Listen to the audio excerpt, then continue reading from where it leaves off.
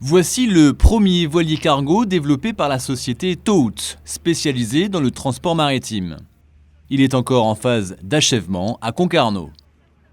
Ces deux mâts, tout juste gréés de 55 mètres de hauteur, vont pouvoir déployer 3000 mètres carrés de voile. Objectif, décarboner le transport de marchandises. Le maritime, c'est 3-4% des émissions mondiales et nous-mêmes, nous sommes un grain de sel, d'une certaine façon, dans la grande discussion de la décarbonation. Et il faut faire quelque chose. Et oui, chacun de ces navires, il y en a deux, on est sur Anemos, il y a Artemis également, économisera de l'ordre de 4000 tonnes, 5000 tonnes de CO2 par an. Et c'est déjà ça. Une solution qu'a choisie Belco, un importateur de café qui entend réduire son empreinte environnementale.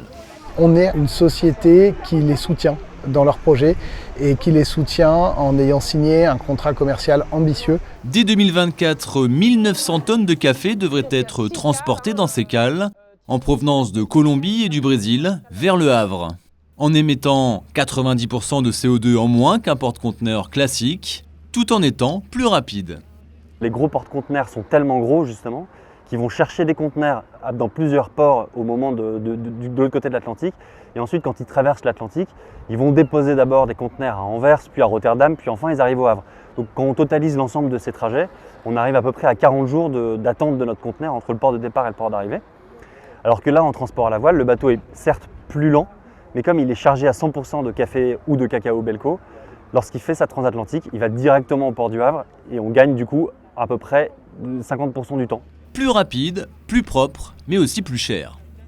C'est plus cher, de l'ordre d'une vingtaine de centimes d'euros sur un paquet de 250 grammes. Et on n'est pas forcément obligé de faire le choix de payer plus, j'irais dans son budget mensuel. On peut aussi faire le choix de consommer un tout petit peu moins, mais de consommer responsable. Belco prévoit de transporter 100% de son café de cette manière d'ici 2030, alors que la société Toth espère compter 8 voiliers cargo de ce type dans sa flotte d'ici 2027.